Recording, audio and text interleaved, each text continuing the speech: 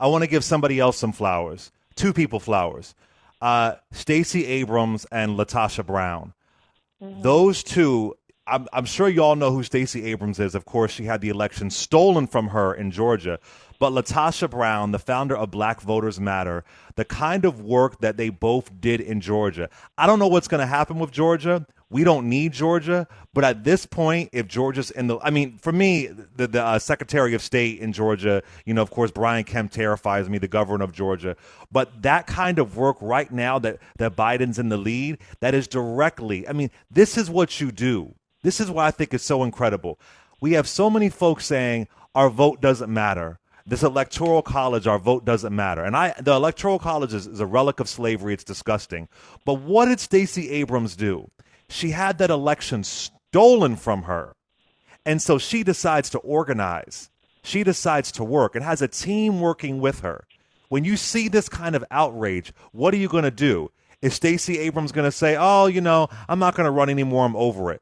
She said, you know what? I got you. And we're going to keep going. So what you're seeing in Georgia, and mind you, I'm sure there are still 100,000 votes that have been suppressed in Georgia. I'm sure there are still many more. But the dent that she was able to make, and LaTosha Brown, who has her bus tour, she has been on the road, the Empower Me tour. This is just really important work. This is what you do when somebody tries to take something from you.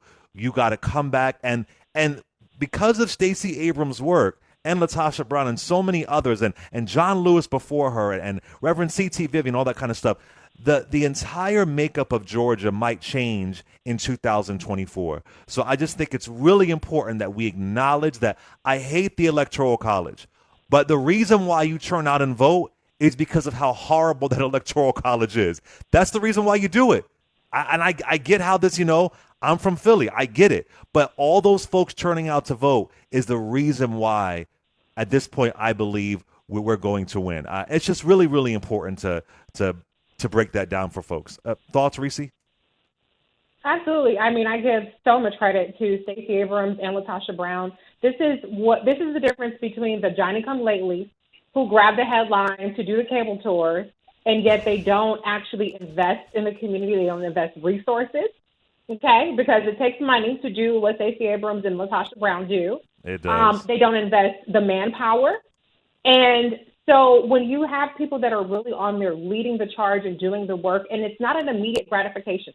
Stacey Abrams started registering voters even before she ran for governor, and because of the voter suppression of hundreds of thousands of people purged, she was not victorious in that race, but she kept at it. And the same with LaTosha Brown. She's becoming more and more of a household name, but she's really on the ground doing this work every single day. And so it cannot be understated, or I should say, it cannot be overstated how important their impact is. It cannot be overstated how important it is to invest in Black political organizations, community organizations, and activists who are doing the work when the politicians have to go back to D.C. or wherever they are to legislate. And the last thing I'll say is that not only is it for me, it's a moral victory.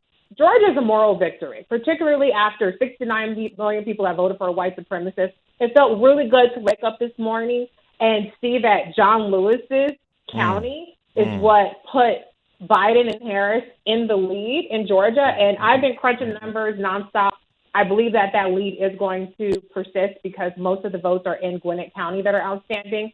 And they'll probably get 60, 70, 80% of those votes.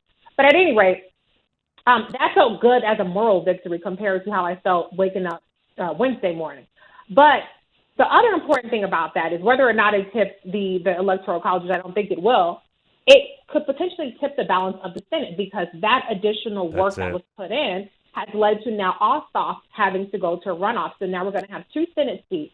We're at 48 Senate seats in terms of what we won in this election cycle. 2 Senate seats makes it a 50-50 split. That makes a world of difference in how the next 2 years will go. So Georgia is incredibly important. Hats off to Stacey, hats off to LaTosha, hats off to everybody who's been putting in the work because everybody's vote matters.